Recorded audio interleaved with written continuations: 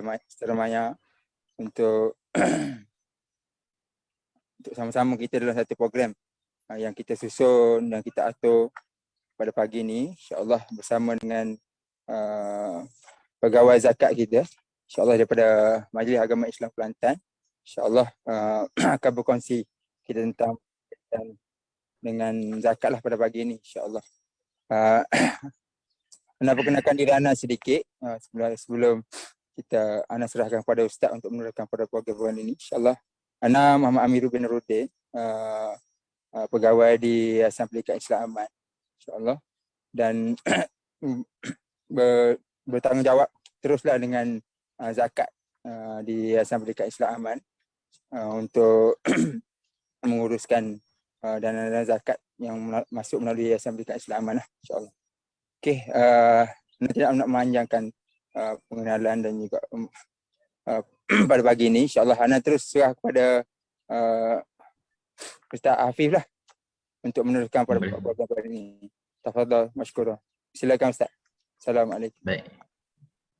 Assalamualaikum warahmatullahi wabarakatuh. Saya share screen, boleh ke? Buka.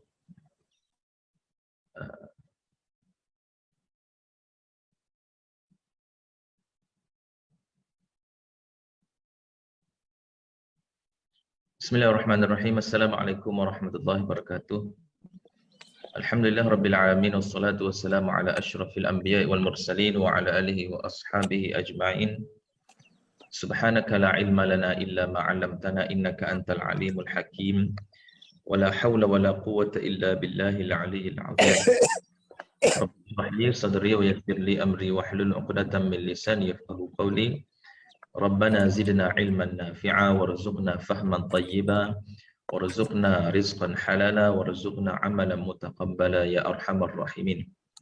Alhamdulillah, pertama sekalinya saya mengucapkan terima kasih kepada saudara pengurusi majlis, saudara Amiruddin, Fadil Ustaz Amiruddin kita, dan semualah rakan-rakan ataupun para pendengar dan penonton yang mudah-mudahan dirahmati dan dikasihi oleh Allah Subhanahu wa taala di hari yang mulia ni, hari Jumaat kita, hari perayaan bagi orang Islam sebenarnya. Baik. Seperti mana yang telah diberi intro kata ta'aruf daripada saudara Amiruddin tadi, insya-Allah tuan-tuan dan puan-puan, muslimin dan muslimat yang dirahmati Allah, hari ini kita akan membincangkan ataupun saya akan berkongsi dengan semua rakan-rakan pendengar dan penonton semua berkenaan dengan konsep harta di dalam Islam, dan kita akan fokuskan kepada satu tajuk, iaitulah dinamakan sebagai zakat. Baik, saya sebut dulu secara ringkas. Sebenarnya harta di dalam Islam ni dia ada konsep dia. Dia ada peraturan dia yang mana kita kena ikut, yang mana kita kena follow. Kita tak boleh nak buat harta tu sebagai hak milik mutlak kita, tak boleh. Kerana harta ini adalah hak milik mutlak Allah Subhanahu wa taala. Allah Subhanahu wa taala lah yang memberikan harta itu kepada kita, bukan diberi terus dak, dia diberi pinjam kepada kita. Dan ialah apabila Tuhan yang memberikan harta itu, nak meminjamkan harta itu kepada kita, maka kita kena follow lah dia punya peraturan, dia punya orang kata garis panduan dia. Kalau dia kata begini, nak kita kena buat begini. Kalau dia kata begitu, kita kena buat begitu. Kerana kita hanyalah peminjam. Kerana kita adalah peminjam. Bukan kita ini orang yang memiliki terus mutlak harta itu, bukan. Kita hanyalah peminjam, dan yang memberi pinjaman harta itu adalah Allah Subhanahu wa taala. Macam mana kita tengok ni lah, kalau kita bagi pinjam kereta kita kepada orang, kepada kawan kita ke, kepada saudara mara kita, sepupu sepapak kita, bila kita bagi pinjam harta kita tu, kereta kita tu, kita kata awak jaga molek lah kereta saya ni, kalau tak ada minyak awak buang minyak. Jangan duk naik lubang, jangan duk masuk lubang, jangan duk naik bongo koksel lah. Setengah orang Kelantan kata dek. Itulah garis panduan ataupun orang kata peraturan yang ditetapkan oleh orang yang memberi pinjam tadi.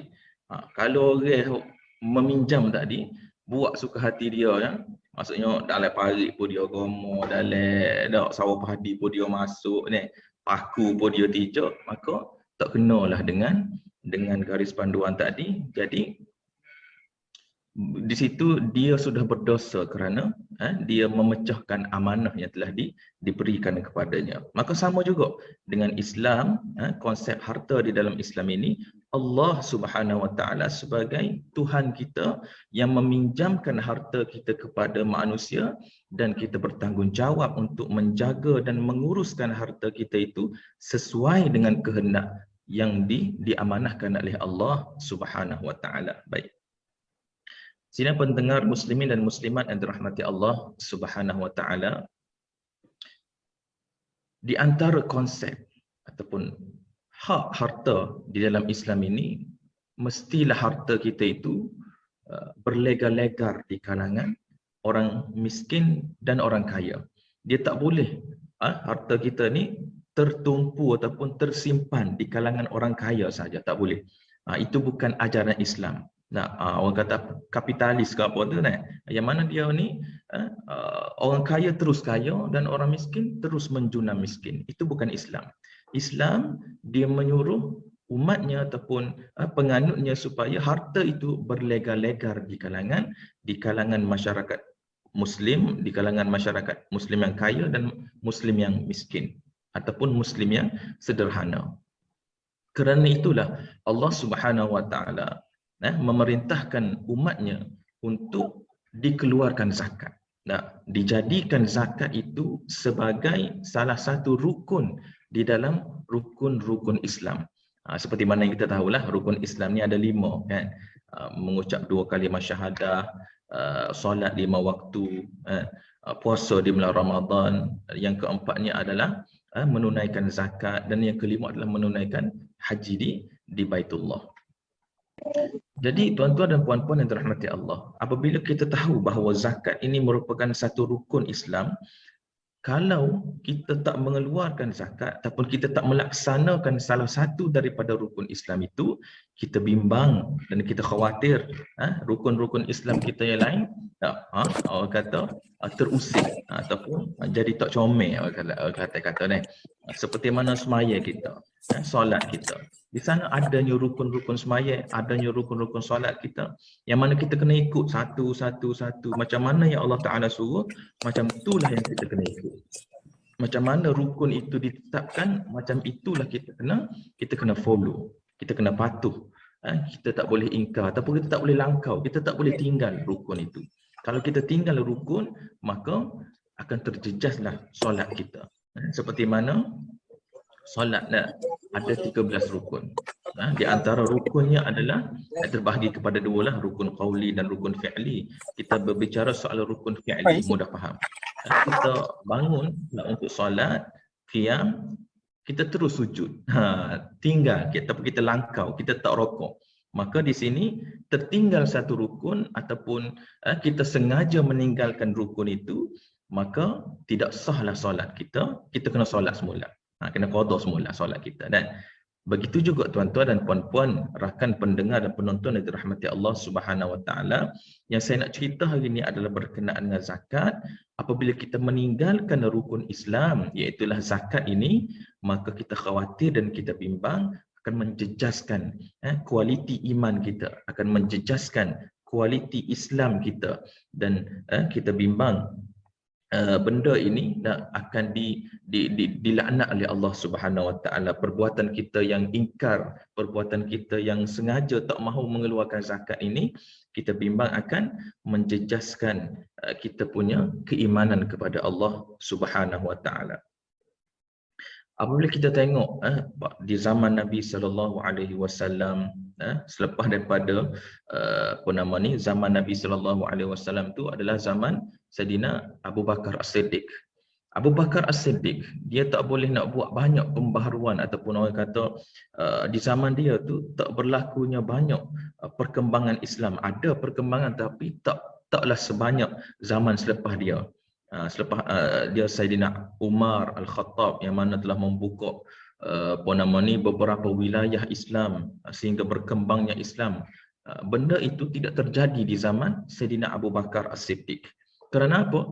Kerana Saidina Abu Bakar dia sibuk untuk menguruskan beberapa benda yang mana orang Islam apabila sudah ketiadaan Nabi SAW, Nabi SAW dah wafat, ada di antara golongan Islam ini yang mana murtad, yang mana dia kata Islam itu zaman Nabi je lah, Nabi tak ada lah Islamnya, ada golongan itu. Dan ada juga golongan yang mana apabila Nabi SAW meninggal dunia, wafat, dia tak mahu mengeluarkan zakat.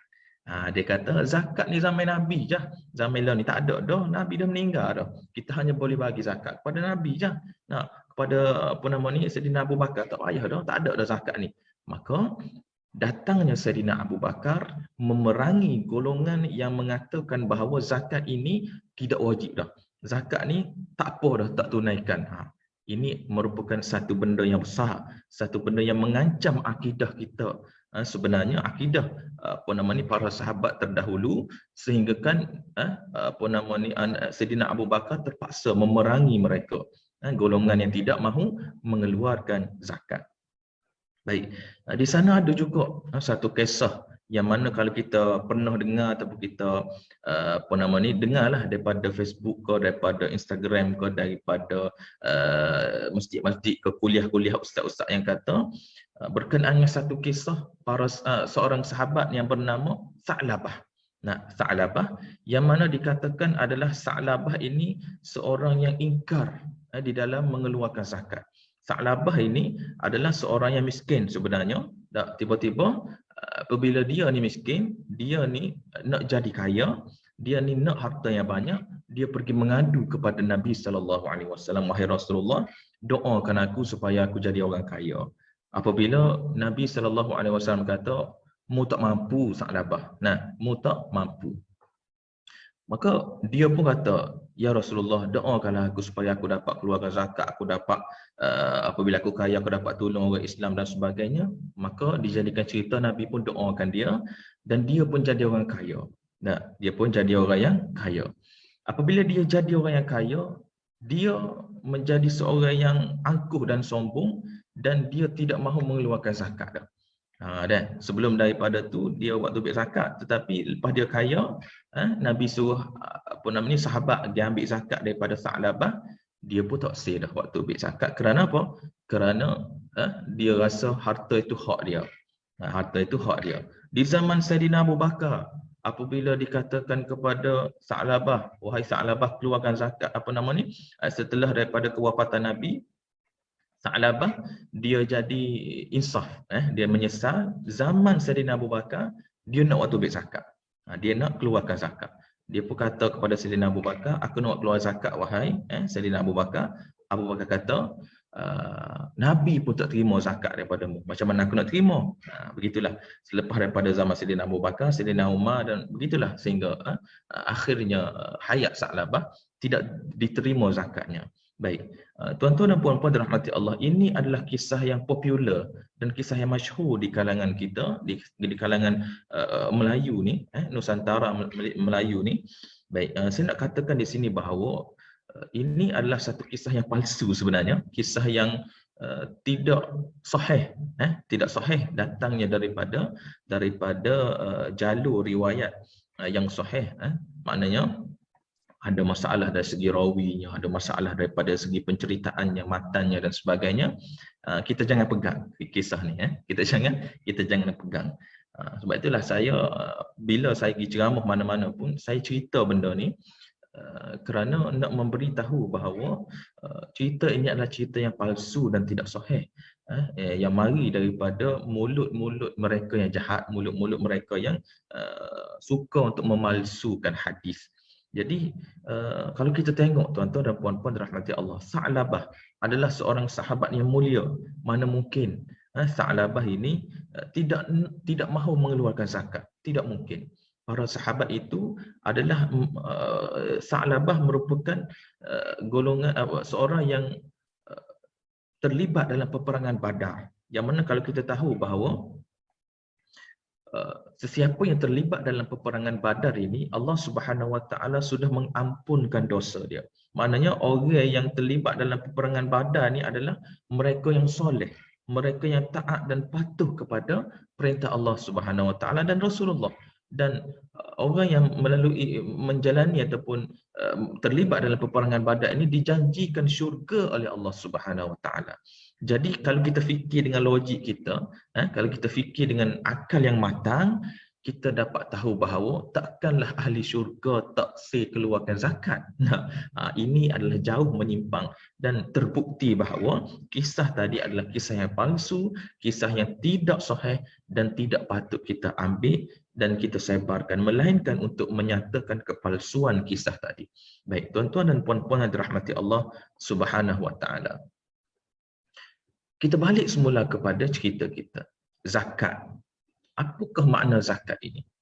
Zakat ini adalah, saya sebutkan tadi, bunyal Islamu ala khamsin. Dibinanya Islam ini di atas 5 benda. Dan di antara 5 benda tadi adanya zakat. Penting ke zakat ni? Orang kata apa nama ni? Kita kena utamakan ke zakat ni? Kita tengok dalil daripada Al-Quran, dalil daripada hadis. Nabi kata, Allah Subhanahu Wa Taala kata pada dalam Al-Quran, wa aqimus solah wa atuz zakah. Wa aqimus solah wa atuz zakah. Banyak tuan-tuan dan puan-puan dirahmati Allah, hari Jumaat ni kita banyak baca Quran, kita banyak mentadabbur ayat-ayat Al-Quran dan kita akan dapati banyaknya di dalam Quran ini Allah Taala sebut aqimus solah wa atuz zakah. Aqimus solah wa atuz zakah. Tunaikanlah solat dan keluarkan zakat. Tunaikan solat dan keluarkan zakat. Jadi melalui firman Allah Taala sahaja ini kita dapat tahu bahawasanya zakat itu adalah satu benda yang tinggi, satu benda yang agung, satu benda yang kita kena pentingkan, kita kena cakna sesuai dengan solat kita. Kalau kita kata solat itu wajib, maka zakat itu seiring dengan solat sama-sama wajib apabila melengkapi syarat-syarat dia. Tapi kita pentingkan sangat solat ni, bagus, tak ada masalah. Kita kata bila kita ni mementingkan solat, menitik beratkan perihal solat, bagus, alhamdulillah. Tetapi jangan kita tertinggal bahawa ada lagi Allah Taala kata belakang ayat tu, wa atuz zakah. Nah, tunaikan zakat, keluarkan zakat. Itu juga merupakan perintah daripada Allah Subhanahu Wa Taala yang perlu kita ikut, yang perlu kita patuh tanpa banyak takwil. Dan apabila melengkapi syarat-syarat dia, kita kena keluarkan zakat sesuai dengan solat. Apabila masuk waktu, apabila kita pun dah menyucikan diri kita daripada hadas dan sebagainya, orang pun dah azan, dah kiblat pun kita dah tahu, maka kita kena solat. Begitu juga dengan zakat. Bila kita melengkapi syarat-syarat pada zakat yang kita akan sebut selepas daripada ini insya-Allah, maka kita kena segera dalam melaksanakan ibadah zakat. Fastabiqul khairat.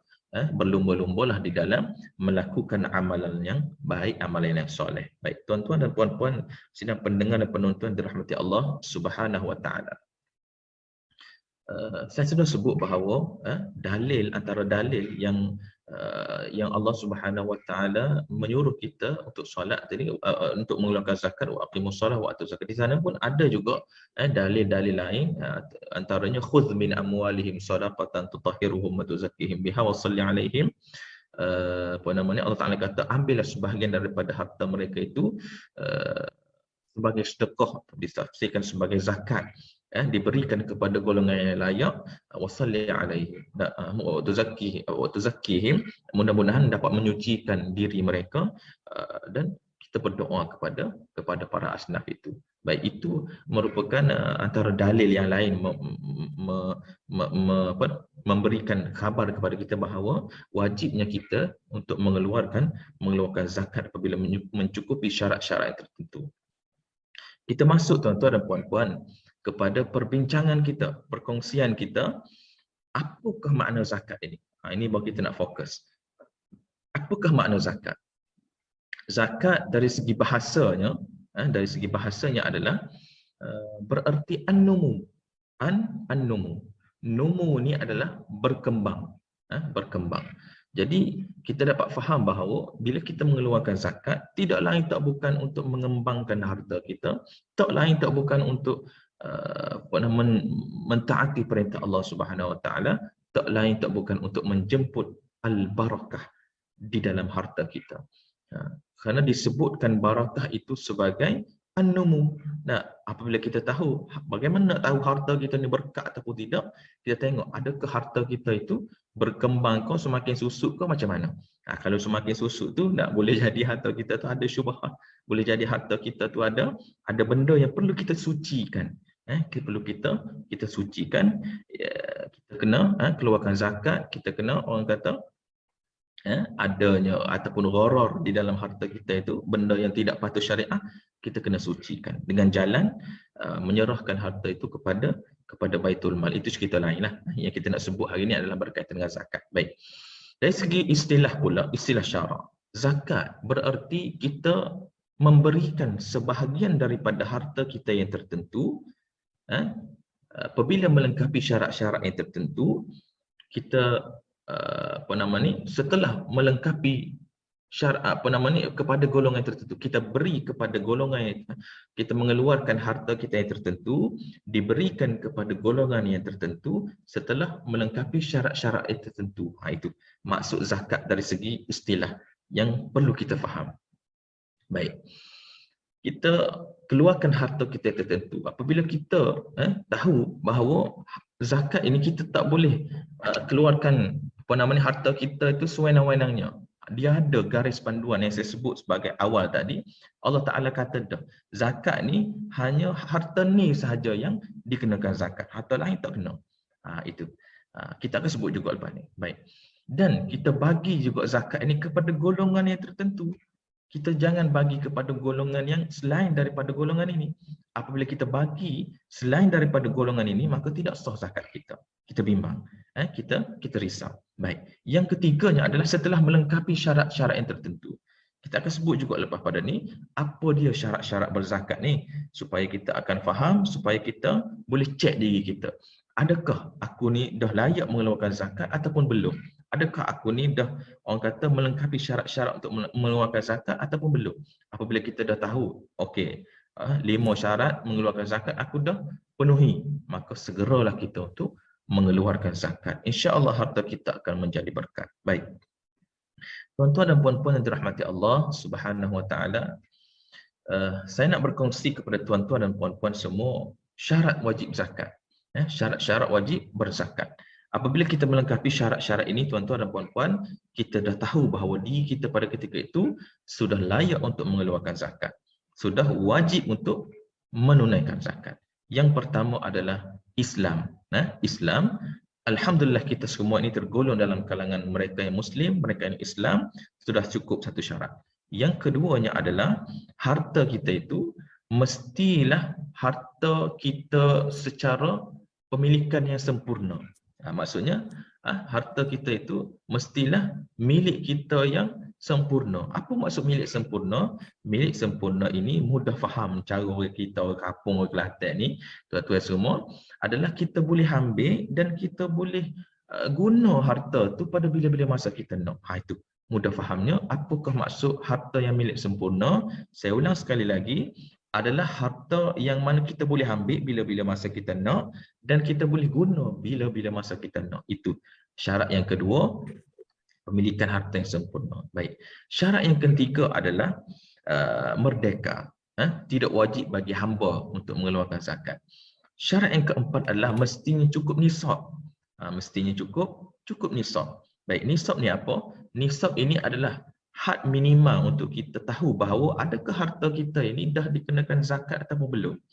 Maksudnya harta yang kita ada tu, yang kita simpan itu mestilah mencapai had minimal ini untuk kita mengeluarkan zakat. Barulah kita layak untuk mengeluarkan zakat. Berapa? 20,600 lebih. 20,366. Maafkan saya. 20,366 di negeri Kelantan ni. 20366.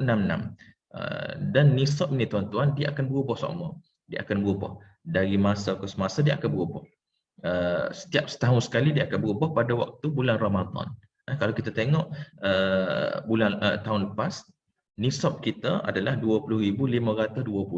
Itu nisab kita. Dan nisab kita pada tahun ni yang terbaru 2022, 20,366. Jadi apa yang saya katakan tadi, kita kena tahu ataupun kita kena ukur harta kita itu setelah melengkapi nisab ataupun mencapai nisab ataupun melebihi nisab, maka barulah harta kita itu dikenakan zakat. Baik, dia ada harta 20,365. Adakah layak dikenakan zakat? Tak layak lagi. Kenapa? Kerana 20,366 baru layak. Dan ataupun dia ada harta 20,000 20,500. Maka pada ketika itu layak dikenakan zakat. Dan harta dia itu apa? Kerana lebih daripada nisab tadi. Baik, kena atas keseluruhan harta ke ataupun baki daripada nisab tadi? Jawapannya adalah kena kepada keseluruhan harta. Maknanya apabila kita ni, contoh saya ada harta 30,000. Nak 30,000 lebihlah nisab tadi yang kita katakan 20,366. Maka kena atas 30,000 tadi zakatnya. Bukannya 30,000 tolak dengan 20,366. Tidak. Itu salah tu. Kena atas keseluruhan harta tadi. Wajib kita keluarkan zakat sebanyak mana? Sebanyak berapa? 2.5% daripada harta kita. 2.5%. Baik. Itu berkaitan dengan nisab. Nisab ini ditentukan oleh ahli jemaah ulama lah. Dia ada kiraan dia berdasarkan emas, purata emas setahun, macam mana dia kira, macam mana dia tentukan nisab itu bergantung atas mufti ataupun jabatan mufti di negeri masing-masing. Kalau kita tengok sedikit lagi berkaitan dengan nisab. Nisab di negeri lain, tuan-tuan dan puan-puan, adalah berbeza dari negeri kita Kelantan. Mungkin di negeri Selangor saya tak tahulah berapa, mungkin 20,000 lebih juga, tapi dia berbeza, dia tak sama. Dia tidak kata 20,366 seluruh Malaysia ada. Dia bergantung atas orang kata jabatan mufti masing-masing yang menetapkan harga nisab tersebut. Itu sedikit sebanyak berkaitan dengan nisab. Baik, yang kelima, syarat yang kita perlu cukup untuk mengeluarkan zakat adalah perlu cukup tempoh haul setahun. Baik, kalau kita tengok haul setahun ni apa? Haul setahun ini bermaksud pemilikan harta kita itu mestilah kita memilikinya dalam masa setahun. Maksudnya kalau tak sampai lagi setahun, kita tak payah keluarkan zakat lagi, walaupun 100,000 ada, walaupun kita ada harta 2 juta sekalipun. Contoh, kita baru jatuh saka, jatuh saka ke ataupun menang peraduan ke, menang pertandingan ke, tilawah Al-Quran ke, tak kira lah pertandingan ni, kita boleh duit 100,000 johan pertandingan. Kita kena keluarkan zakat lalu ke, terus ke, ataupun kita kena tunggu dulu setahun? Jawapannya tuan-tuan, kita kena tunggu dulu tempoh haul setahun. Barulah dikeluarkan zakat ke atas baki harta yang tersimpan pada ketika itu. Kalau harta kita itu melebihi nisab, kalau tak melebihi nisab, maka tidak perlu lagi untuk mengeluarkan zakat. Itu sedikit sebanyak tuan-tuan dan puan-puan. Saya ulang sekali lagi, syarat wajib untuk kita tahu adakah kita ni dah layak mengeluarkan zakat ada 5. Yang pertama adalah mestilah kita Islam, yang kedua adalah pemilikan harta yang sempurna, yang ketiganya adalah seorang yang merdeka, yang keempat cukup nisab, dan yang kelima adalah cukup tempoh haul selama setahun. Baik, tuan-tuan dan puan-puan yang dirahmati Allah Subhanahu Wa Taala. Baik, berapa kadar zakat yang kita kena keluarkan? Kita dah bagi tahu tadi adalah 2.5%. 2.5% ataupun 0.025. Mudah fahamnya, daripada 100 duit kita tu 2.5 RM2.50. Atau orang dulu kata apa, 5 amah dak. 5 amah, 5 duit sama tu. Sama-sama seriang, sama-sama 2 yang, sama sorry 2.5. Jadi atas 100 duit kita, RM2.50 adalah hak orang lain, adalah hak asnaf yang kita kena bagi hak itu kepada mereka untuk orang kata sebagai zakat kita kepada mereka. Baik, tuan-tuan dan puan-puan yang dirahmati Allah Subhanahu Wa Taala, kita ada sebut juga tadi di dalam istilah tadi, zakat ini kita akan bagi kepada golongan yang tertentu. Siapakah golongan yang tertentu ni? Baik, golongan yang tertentu ini disebut secara jelas di dalam Al-Quran. Allah Ta'ala kata, innamas sadaqat lil fuqara wal masakin wal amilina 'alaiha wal mu'allafati qulubuhum wa fir riqab wal gharimin wa fi sabilillah wa ibnis sabil. 8 golongan asnaf yang layak menerima zakat daripada kita. Kalau kita bagi selain daripada 8 golongan ini, tuan-tuan dan puan-puan, maka tidak sahlah zakat kita. Saya sebut sekali lagi, yang pertamanya adalah golongan fakir. Golongan yang fakir. Kita boleh bagi zakat kepada golongan fakir. Yang keduanya adalah golongan miskin. Kita boleh bagi zakat kepada golongan miskin. Yang ketiganya adalah golongan hamil ataupun orang yang menguruskan harta zakat. Itu ditakrifkan sebagai amil, yang bertanggungjawab di dalam urusan harta zakat dipanggil sebagai amil, mereka juga layak menerima zakat. Yang ketiga, yang keempat, tuan-tuan dan puan-puan, wal muallafati qulubuhum, orang yang dijinakkan hatinya untuk mengenal Islam, muallaf, pun layak menerima zakat. Yang kelima, yang keenam, wal muallafati qulubuhum wa fir riqab, wa fi ar-riqab, maknanya orang yang terbelenggu dengan sistem perhambaan pun layak menerima zakat. Al-gharimin, orang yang berhutang, berhutang itu dengan tujuan yang baiklah, dia terdesak, rumah dia hanyut banjir ke apa semua, dia pun terdesak nak beli barang-barang rumah, nak beli peti baru, nak beli benda-benda kelengkapan rumah lah, terpaksa berhutang, kita boleh juga bagi zakat kepada mereka. Wal gharimin wa fi sabilillah, orang yang berjuang berjihad di jalan Allah boleh menerima zakat. Wa ibnis sabil, dan orang yang bermusafir dengan tujuan yang baik pun layak menerima zakat daripada kita. Baik, 8 golongan ini, tuan-tuan dan puan-puan dirahmati Allah, yang layak menerima zakat daripada kita. Kalau kita bagi zakat selain daripada 8 golongan ini, maka tidak sahlah zakat kita. Kita bimbang dan kita risau. Benda ni kita kena ambil, orang kata, take serius lah, kerana garis panduan yang sudah ditentukan oleh Allah di dalam Al-Quran, kita hanya follow, kita hanya ikut. Kalau kita buat lain daripada yang Allah Ta'ala suruh, maka kita bimbang zakat kita itu tidak diterima oleh Allah Subhanahu Wa Ta'ala, wal-iyadzu billah. Baik, saya bekerja di pusat zakat, tuan-tuan dan puan-puan, banyak menerima pertanyaan daripada masyarakat kita, boleh tak kita nak bagi zakat kepada anak yatim? Saya duk beri lama dah, 20-30 tahun dah, tak bayar ke majlis, tak serah zakat kepada majlis, tak beri kepada Tok Imam, tak beri kepada fakir miskin, beri kepada anak yatim. Boleh ke tak? Baik, kita cek dalam 8 golongan asnaf tadi, adakah disebut anak yatim? Kita cek Allah tak ada anak yatim, maka kita beri zakat kepada anak yatim, jawapannya tidak sah. Ini adalah perkara yang perlu kita ambil perhatian. Tetapi kalau anak yatim tadi adalah miskin, boleh kita bagi zakat. Atas dasar anak yatim ke atas dasar miskin? Atas dasar anak yatim, atas dasar fakir miskin, bukan atas dasar anak yatim. Itu kita kena ambil cakna. Baik, ada juga orang yang tanya, adakah boleh kita bagi zakat kepada ibu tunggal? Ataupun orang yang kematian suami, balu dan sebagainya, boleh tak Ustaz kita bagi zakat kepada ibu tunggal tu, mak cik nah tu, tepi kat duk hujung kampung tu, apa nama ni, tok laki dia dak cerang, tok laki dia ada anak 5 orang dah, boleh tak bagi zakat kepada dia?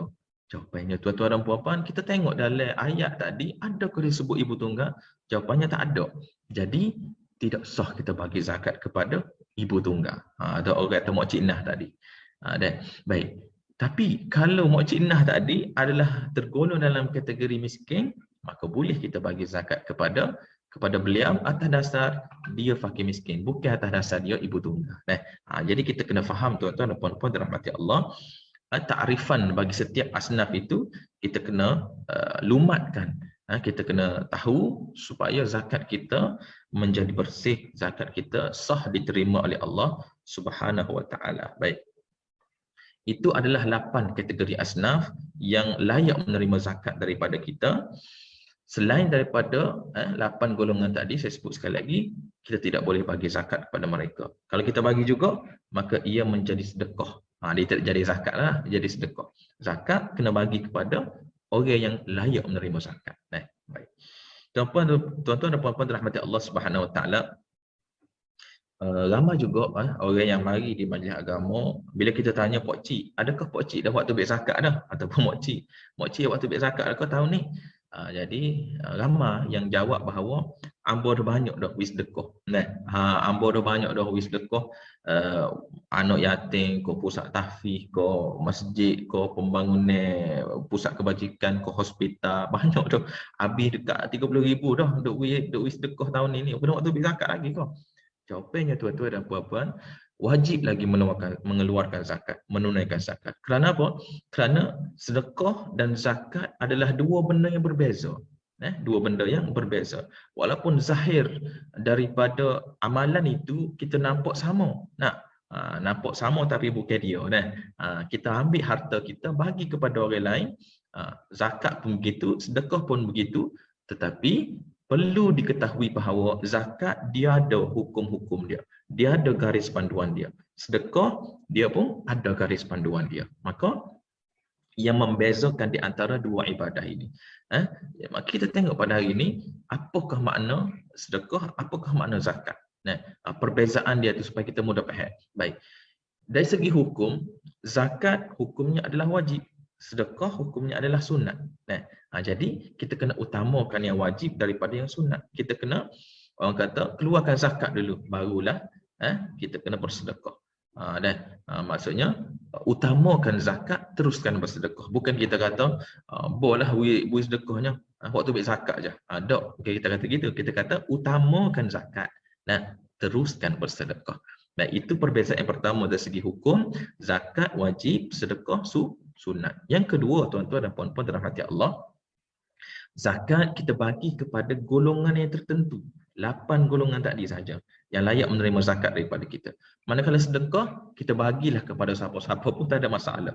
Nak bagi kepada fakir miskin kau, nak bagi kepada orang kaya kau, nak bagi kepada apa nama ni, tak kira lah siapa-siapa, anak saudara kita kau, sepupu sepapak kita kau, boleh sedekah. Tapi zakat tak boleh. Ayah nak bagi kepada anak, tak boleh. Kenapa? Kerana ayah dah wajib menanggung nafkah anak tersebut. Dia ada hukum dia ada garis panduan. Kita akan sebut juga lepas daripada ni insya-Allah. Baik. Itu yang kedua, perbezaan di antara zakat dan sedekah. Perbezaan yang ketiga, tuan-tuan dan puan-puan dirahmati Allah Subhanahu Wa Taala, zakat ini ada kadar dia. Ada kadar dia.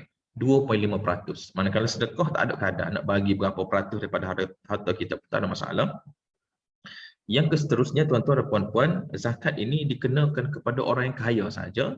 Manakala sedekah ini kita boleh bagi kepada golongan yang mana orang miskin ke orang kaya ke boleh ya untuk mengeluarkan sedekah, tak ada masalah. Baik, itu dari segi perbezaan di antara zakat dan sedekah.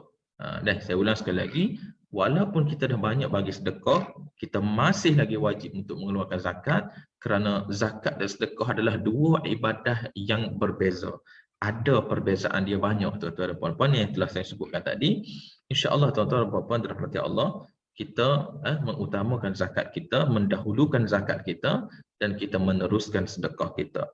Lebih-lebih lagi di hari Jumaat yang mulia ini, mudah-mudahan amalan kita terima oleh Allah Subhanahu Wa Taala. Baik.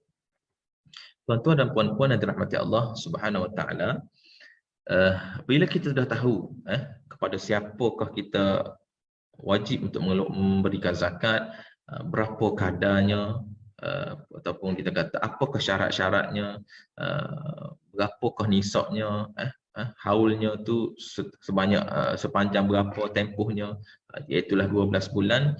Jadi adakah zakat kita ini dikenakan, orang kata, kepada keseluruhan harta kita itu? Jawapannya, tuan-tuan dan puan-puan, dia ada jenis-jenis zakat dia. Tidaklah semua orang kata, contohnya saya ni, zakat wang simpanan pun saya kena, zakat harta pun saya kena, zakat emas dan perak pun saya kena. Tidak. Kita kena takyinkan ataupun tentukan kita ni masuk dalam kategori golongan yang mana. Baik. Kita akan sebut bahawa beberapa jenis zakat yang kita boleh kongsikan pada hari ini. Baik, yang pertamanya adalah zakat harta. Zakat harta. Apakah maksud zakat harta? Zakat harta ni, tuan-tuan dan puan-puan, adalah kata di bawah zakat harta tu ada banyak. Sebenarnya dia ada dua kategori. Yang pertamanya adalah zakat fitrah dan zakat harta. Zakat fitrah ini adalah zakat yang kita keluarkan pada bulan Ramadan tu, yang harga dia RM7, RM14 dan RM21. Itu zakat fitrah yang kita keluarkan pada bulan Ramadan. Yang mana tahun ni saya boleh sebut bahawa ramai daripada masyarakat kita ni, umat Islam ni, yang tak sempat untuk mengeluarkan zakat fitrah. Kerana apa? Kerana raya terkejut. Tiba-tiba raya. Nak bayar zakat esoknya, tiba-tiba esok tu raya dah. Jadi tuan-tuan dan puan-puan dirahmati Allah Subhanahu Wa Taala, walaupun kita kata zakat fitrah itu kita tak dapat tunaikan pada waktunya, kita kena qada. Kita kena qada, kena bayar juga zakat fitrah. Dan kita nak membetulkan kefahaman masyarakat kita bahawasanya waktu pembayaran zakat fitrah ini adalah sebelum terbenamnya matahari pada 1 Syawal. Itu adalah waktu untuk membayar zakat fitrah. Masih boleh lagi. Kerana kita berbetulkan sebabnya ada orang yang yang menyangka bahawa waktu pembayaran zakat fitrah itu terhad ataupun terhenti selepas daripada solat hari raya Aidilfitri. Maknanya bila lepas daripada sembahyang tak boleh bayar dah zakat fitrah. Ini adalah kefahaman yang salah. Kefahaman yang salah, kerana kita masih lagi boleh mengeluarkan zakat fitrah, menunaikan zakat fitrah, membayar zakat fitrah selepas daripada waktu solat hari raya Aidilfitri, dengan syarat sebelum terbenamnya matahari pada 1 Syawal. Itu waktu dia. Tapi yang afdal, yang terbaiknya tuan-tuan dan puan-puan, kita bayar awal lah, untuk mengelakkan benda-benda yang macam saya sebut tadi lah, raya terkejut lah, macam-macam tuan-tuan dan puan-puan. Walaupun loan ni sekarang ni kita boleh bayar secara online, kita boleh bayar secara atas talian, tetapi bila ramai nak masuk dalam server tu, tuan-tuan dan puan-puan, jadi jam. Jadi stuck dia punya, orang kata server tu tak boleh nak bayar juga. Jadi tuan-tuan dan puan-puan, untuk mengelakkan benda-benda begini, kita bayar awal. Alhamdulillah tak ada masalah, kita pun terlepas dah daripada orang kata kita pun sudah menunaikan kewajipan zakat fitrah kita. Baik, itu zakat fitrah yang pertama. Yang kedua, tuan-tuan dan puan-puan, kita nak sebut adalah zakat harta. Zakat harta ni di bawahnya adalah banyak. Di antaranya adanya zakat wang simpanan, di antaranya adanya zakat pendapatan, zakat KWSP, zakat saham, zakat ternakan, zakat pertanian, zakat zakat padi, zakat emas dan perak. Banyak tuan-tuan dan puan-puan, kita akan sebut jugalah secara ringkas apa yang kita boleh kongsikan pada hari ini. Baik, yang pertamanya adalah zakat wang simpanan. Zakat wang simpanan, kita sebut bahawa zakat wang simpanan ni, dia punya syarat adalah mestilah mencukupi nisab. Mestilah mencukupi nisab 20,366 ataupun lebih, dan perlunya cukup tempoh haul setahun baru dikeluarkan zakat sebanyak 2.5%. Contohnya saya ada simpan duit sebanyak 50,000. 50,000 ni saya simpan dah selama setahun. Okey. Bulan 1 sampai bulan 12 tahun ni, hujung bulan 12 ni kita tengok adakah duit 50,000 tadi masih tersisa lagi. Baik, masih tersisa lagi sebanyak berapa? Sebanyak 40,000 contoh. Maka dikenakan zakat 2.5% daripada 40,000 tadi. Itu zakat wang simpanan. Yang kita nak sebut juga adalah zakat wang simpanan ni, tuan-tuan dan puan-puan, kita kena ambil belakang di dalam bank kita, di dalam bawah bata kita, dalam kereta kita, dalam bil duit kita. Kerana apa? Kerana setengah orang ni dia sangka bahawa zakat wang simpanan ni kita ambil daripada bank saja. Di bank tu ada dalam 5-10,000, tapi bawah bata dalam kereta, dalam beg ada dekat 30,000. Capur sekali. Bukannya dalam bank saja. Kita kena capur sekali. Yang kita simpan dalam mari, dalam laci tu, ambil simpan capur, ambil capur sekali, dikenakan zakat sebanyak 2.5%. Baik. Itu bagi zakat wang simpanan. Kalau ada persoalan berkaitan dengan zakat lepas ni, insya-Allah boleh je orang kata tulis dalam FB tu, ataupun tulis dalam Zoom ni pun, kita insya-Allah kita saudara pengurusi kita akan baca, kita akan berkongsi jawapan sedikit sebanyak. Baik, iaitu zakat wang simpanan. Yang kedua adalah zakat pendapatan. zakat pendapatan ni tuan-tuan dan puan-puan dirahmati Allah dikenakan kepada mereka yang mempunyai gaji tetap selama sebulan itu. Mana dia ada gaji tetap masuk 2,000 ke 3,000 sebulan, setiap bulan dia akan masuk, dikenakan zakat sebanyak 2.5% daripada jumlah gaji dia itu selama setahun. Katakanlah saya ada duit gaji selama setahun itu sebanyak 60,000. Jadi 60,000 tadi, adakah kita dikenakan zakat terus? Jawapannya tidak lagi. Dia kena tolak dengan hak daruriyat itu. Hak daruriyat itu maknanya keperluan kehidupan kita selama setahun. Dia adalah cara kiraan dia. Saya sebut secara ringkas. Contoh, saya ada duit 60,000. 60,000 selama setahun. Ya, bagi gaji saya itu 60,000 selama setahun. Bulan-bulan itu saya kali dengan 12, tubiklah 60,000, tolak dengan hak daruriyat. Hak daruriyat ni termasuklah kita punya keperluan diri kita, nafkah kepada isteri kita, pemberian kepada ibu bapa kita, perubatan kita selama setahun, tolakan tabung haji, tolakan KWSP, itu kita boleh tolak. 60,000 tolak dengan hak daruriyat, keperluan kehidupan kita. Contohlah keperluan kehidupan saya selama setahun 30,000 lah, katakanlah 30,000. 60,000 tolak dengan 30,000, jawapannya adalah 30,000. 30,000 inilah yang dikenakan zakat sebanyak 2.5%. Itu secara ringkas berkenaan dengan zakat pendapatan. Yang ketiga adalah zakat emas dan perak. Zakat emas dan perak. Zakat emas dia ada 3 syarat dia. Mak-mak, makcik-makcik ataupun kakak-kakak yang ada simpan emas tu kena cana. Baik, di Kelantan dia ada 3 syarat. Yang pertamanya adalah emas itu mestilah beratnya sama ataupun lebih daripada 85 gram. Mana kata kalau 84 gram tak kena zakat lagi. 85 gram dan ke atas barulah dikenakan zakat emas. Baik, itu syarat yang pertama. Yang kedua, mestilah emas yang kita simpan saja. Emas yang kita simpan saja.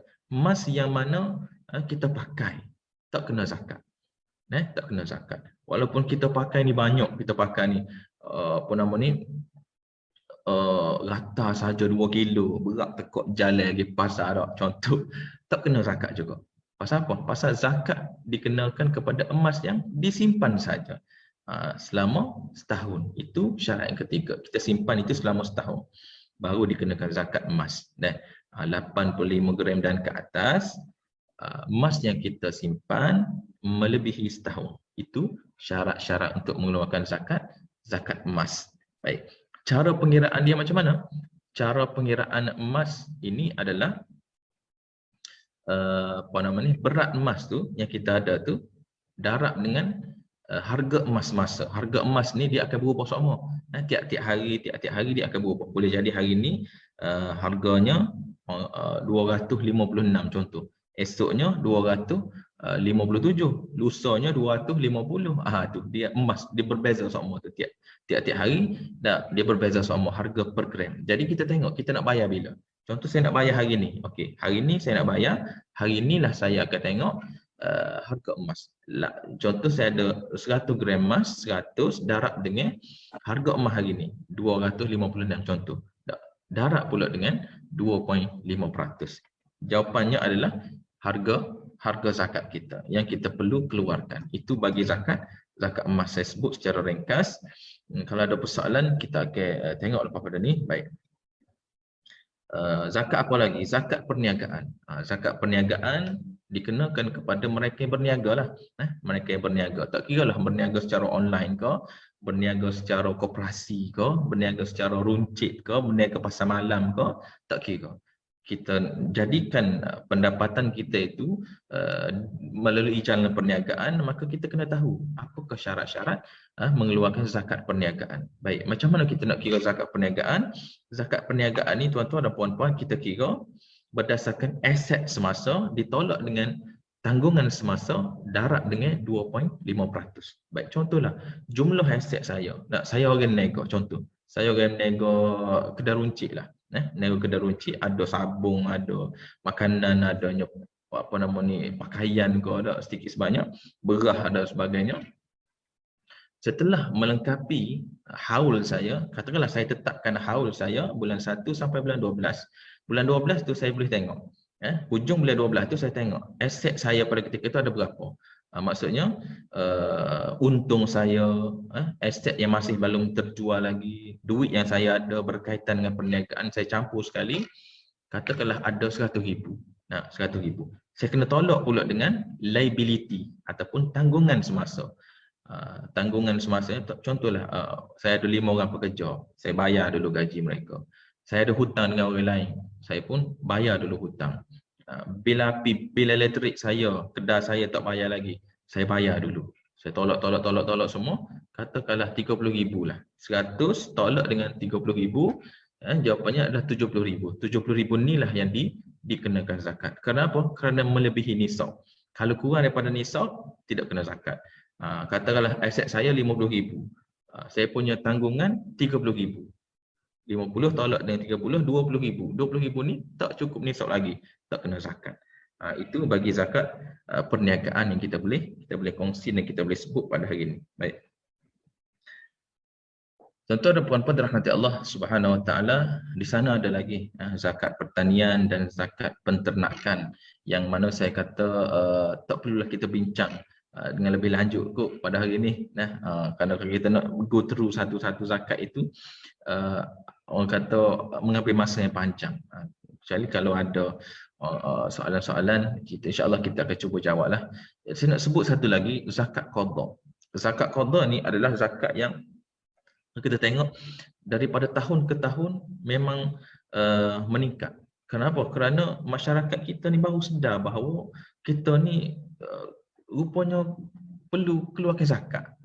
Kerana saya tengok bahawa pada waktu dululah, orang tua dulu, bila dia ni ada anak dan anak dia ni nak pergi sambung belajar atau nak pergi luar negara dan sebagainya, dia semua besar.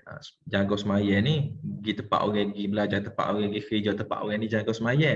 Tapi jarang benarlah orang-orang tua yang besar jaga semaya dan waktu ambil zakat tak weh, dia tak besar gitu.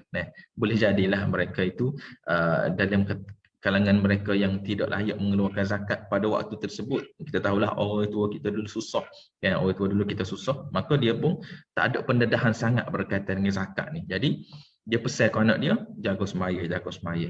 Hasilnya kita tengok pada hari ini, ramai daripada kalangan kita yang menitik beratkan semaya tetapi zakat dia tak tahu, tak ada ilmu, dah orang kata dah. Jadi kita kena betul balik tuan-tuan dan puan-puan, apabila kita dah kerja 20 tahun, dah kerja 30 tahun, dah baru hari ni tahu join program Yayasan Pendidikan Islam Aman ni, baru tahu aku kena waktu ambil zakat perniagaan. Allah, 30 tahun dah duk nego ni lagu mana? Tuan-tuan, jawapannya kena qada. Ataupun duk kerja dah 30 tahun dah duk kerja kerajaan ni, baru tahu bahawa hari ni kena bayar zakat pendapatan, pun kena qada.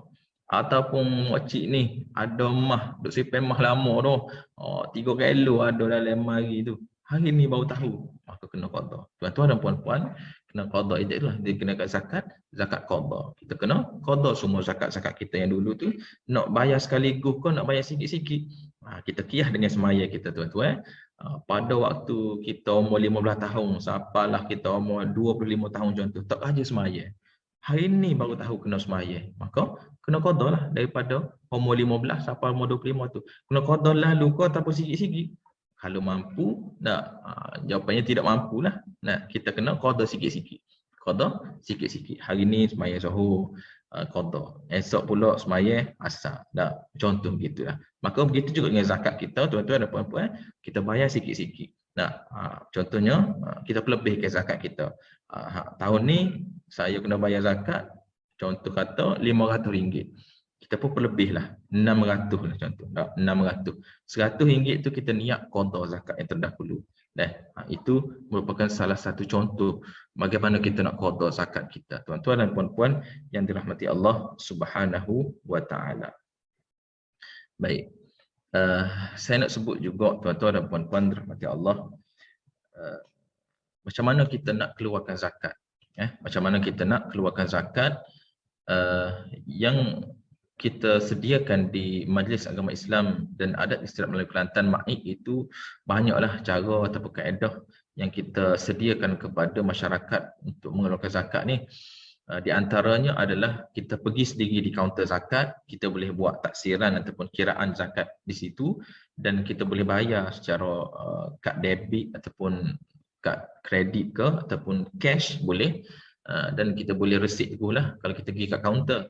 Itu cara yang pertama. Yang keduanya adalah cara kita bagi kepada tu email kita. Tu email di masjid-masjid seluruh negeri Kelantan ni boleh kita bagi zakat kepada mereka supaya mereka serah kepada majlis agama pun boleh juga. Itu cara yang kedua. Yang ketiganya adalah kita boleh bayar secara online, secara atas talian melalui sistem e-zakat payment yang kita lancarkan beberapa tahun yang lepas.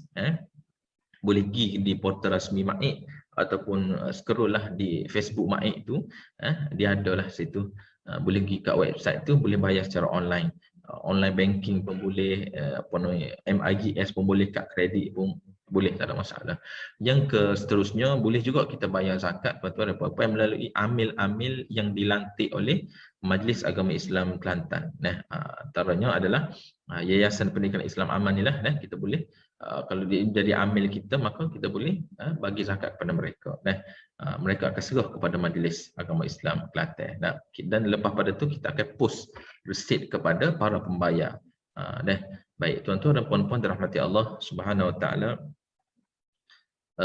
Saya nak pergi juga kepada beberapa persoalan lazim berkaitan dengan zakat ni, yang mana saya kita kumpulkan soalan-soalan yang berlega-lega di kalangan masyarakat ni berkaitan dengan zakat, dan kita mendapat jawapan daripada, kita mendapat pengesahan jawapan daripada Jabatan Mufti Negeri Kelantan. Antara soalannya tuan-tuan dan puan-puan, bolehkah ayah bagi zakat kepada anak? Kalau tuan-tuan perasan saya dah sebut tadi, baik, jawapannya adalah tidak layak.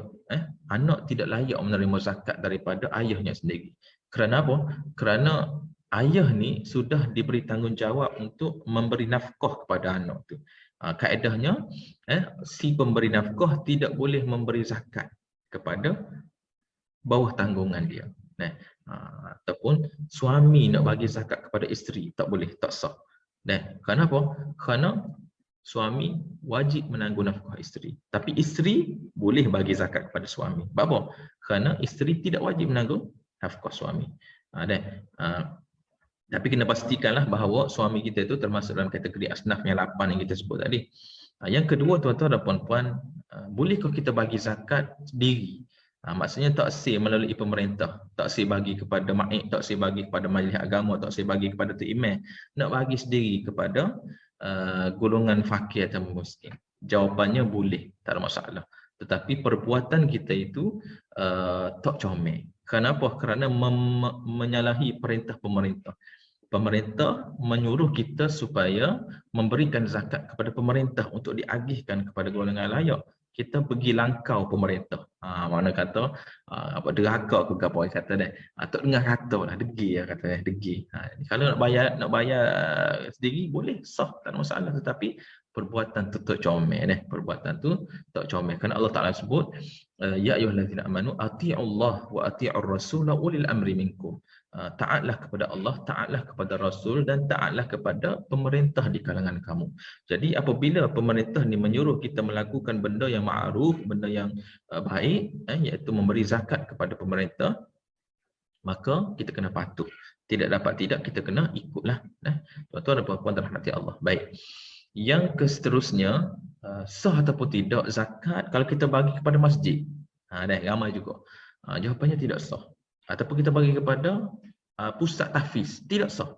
Kerana apa? Kerana masjid dan pusat tahfiz, bangunan itu tidak termasuk dalam kategori asnaf. Asnaf ini kita katakan sebagai individu. Kita anak yatim yang anak tahfiz atau budak tahfiz yang belajar, mengaji Quran, belajar ilmu, itu boleh kita bagi zakat kepada mereka.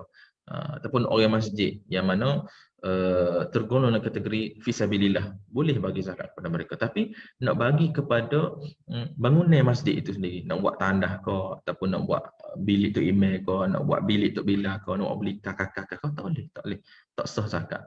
Ataupun bagi zakat kepada pusat tahfiz untuk pembangunan dia, nak buat tandah, nak buat bilik darjah, nak buat asrama, tidak boleh, tidak sah bagi zakat kepada institusi, hanya boleh bagi zakat kepada individu sahaja. Tentu ada puan dirahmati Allah Subhanahu Wa Taala. Baik. Soalan juga, adakah sah kita bagi zakat dalam bentuk pakaian? Ramai juga daripada kalangan kita yang nak bagi sendiri zakat ini, dia pergi beli pakaian, nak pergi beli apa nama ni, orang kata makanan ke ataupun pakaian ke, dia pergi letak di masjid. Dia pergi letak di masjid. Dia kata ni zakat hamba ni, kais maya $5, ada kais plekat $5 ni, hamba letak di masjid ni sebagai zakat hamba. Adakah sah? Jawapannya tidak sah. Kerana apa? Kerana yang menggunakan kais maya kita tu ataupun menggunakan harta kita letak di masjid itu tidak dinamakan sebagai zakat. Ia dinamakan sebagai wakaf. Kita wakaf kais maya di masjid, kita wakaf piyah di masjid, itu wakaf. Zakat kita bagi kepada asnaf. Baik, tuan-tuan dan puan-puan dirahmati Allah Subhanahu Wa Taala, adakah macam mana kita nak kira zakat KWSP dan EPF di negeri Kelantan ni, tuan-tuan dan puan-puan? KWSP yang kita boleh buat tubik bawah ni tu, 10,000 bawah ni tu, tidak lagi dikenakan zakat. Kerana apa? Yang pertama, tidak mencukupi nisab. 10,000 tak lebih daripada 20,366, dan duit tu kita baru saja boleh. Kita baru saja boleh, tak cukup lagi tempoh haul setahun, maka tidak wajib dikeluarkan zakat bagi harta itu. Baik. Kalau saya umur 55 nanti, ataupun tuan-tuan dan puan-puan dah umur 55 dan ke atas, dah boleh buat tubik dah duit KWSP itu, stokor, contohnya, ada berapa? Katalah ada 150,000. Baik, 150,000 boleh buat tubik, tunggu dulu setahun, kalau masih berbaki duit itu yang melebihi nisab, barulah dikenakan zakat. Itu bagi zakat KWSP. Dia kena tengok nisab dan haul, syarat wajib berzakat tu. Kalau cukup, maka barulah layak dikeluarkan zakat. Baik, tuan-tuan dan puan-puan dirahmati Allah Subhanahu Wa Taala, saya rasa setakat itu dululah perkongsian berkenaan dengan zakat pada hari ini. Banyak tu input-input yang kita boleh kongsi, yang kita boleh lumatkan pada hari ini. InsyaAllah kalau ada soalan-soalan ke, saudara pengurusi kita akan jawablah sikit sebanyak, dan mudah-mudahan dikira kita punya penglibatan kita, majlis ilmu kita pada hari ini sebagai amal soleh yang kita boleh menjadi penimbang berat kepada timbangan mizan kita di hari akhirat nanti. Assalamualaikum warahmatullahi wabarakatuh. Waalaikumsalam warahmatullahi wabarakatuh. Terima kasih kepada Ustaz Hafiz Hafizan atas pengisian pada pagi ini, insya-Allah. Ada soalan? Dengar ke Ustaz? Dengar. Ada orang tanya, pelaburan emas kira macam mana Ustaz? Pelaburan emas, baik. Bagi pelaburan emas ni, macam mana kata pelaburan emas tu, macam mana konsep dia? Saya pun tak berapa faham. Kita melabur emas ke? Mungkin dia melabur emas lah kan, macam mana nak kira dia punya zakat? Baik, bila kita melabur emas ni, orang kata emas digital lah, kalau dalam bahasa kita learn ini adanya public gold dan sebagainya tu. Dia tengok adakah emas tu milik kita. Dia pemilikan harta yang sempurna itu tadi. Setengah orang dia melabur emas ni, emas contohlah dia melabur 100 gram emas lah, 100 gram emas. Jadi adakah emas tu kita boleh ambil pada hari ini, ataupun kita boleh buat keluarkan nilainya bila-bila masa kita nak dan kita boleh guna ataupun tidak. Kalau kita boleh buat keluar, kita boleh guna bila masa kita nak, maka pelaburan emas tu dikenakan zakat lah. Kalau 100 gram berapa nilai emas pada ketika itu 100 gram tu dikenakan zakat. Melalui cara kaedah yang saya sebut tadi lah, darab dengan harga emas masa darab dengan 2.5%. Ataupun ada juga setengah pelaburan yang mana kita melaburkan emas tu tak boleh ambil lagi tahun ni. Boleh ambil 20 tahun akan datang. Jadi 20 tahun akan datang tu lah dikenakan zakat. Ataupun ada juga setengah pelaburan yang mana kita melaburkan emas boleh ambil ulangnya dividen sahaja. Tak kira 5% ke ataupun 2% ke, tengok atas keuntungan. Jadi keuntungan tu sahaja yang dikenakan zakat kalau cukup nisab. Tu cara pengeraian dia lah bagi pelaburan emas yang kita melabur. Sama juga dengan duit kita lah, duit kita pelaburan ASB dan sebagainya kan. Kalau kita boleh buat pinjaman ASB, kita melabur 20 tahun akan datang, barulah kita boleh ambil semula duit tu, maka tunggulah 20 tahun akan datang tu baru dikenakan zakat.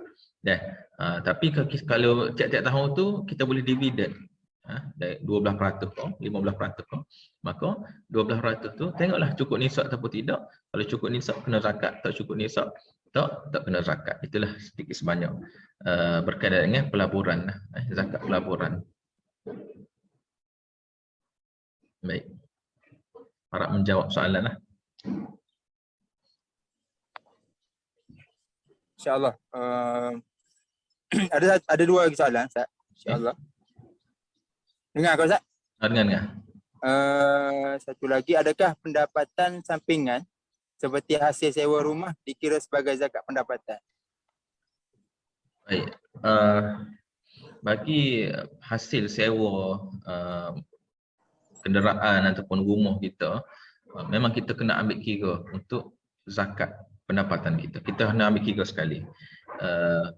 Kalau kita boleh tetap tiap-tiap bulan tu kita boleh tetap, maksudnya kita bagi sewa kepada orang lain secara tetap, setahun tu 300 riyal ataupun 900 riyal duit sewa dia masuk kepada akaun kita, maka kita kena ambil kira sekali. Gaji kita contoh ada 3,000, campur dengan duit sewa tadi 900 bulan secara tetap, jadi 3,900 lah, 3,600 darab dengan 12, itu adalah kiraan zakat kita.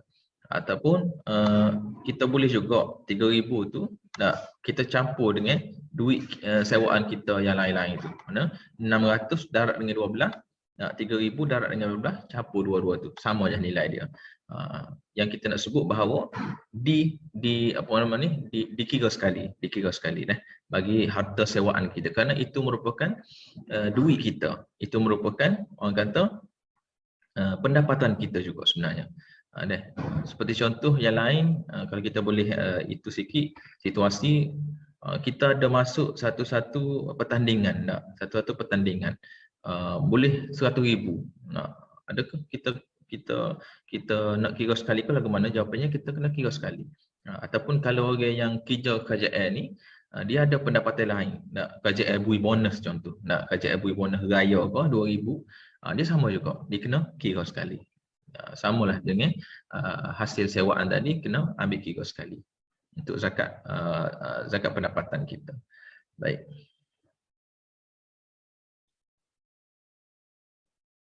Ada lagi ke soalan? Okey. Ada satu lagi, Ustaz. Okey.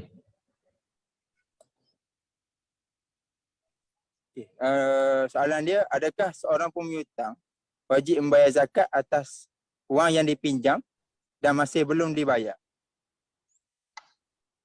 Baik, adakah orang yang pemiutang ni orang yang orang yang hutang kan, orang yang berhutang dengan orang lah kan?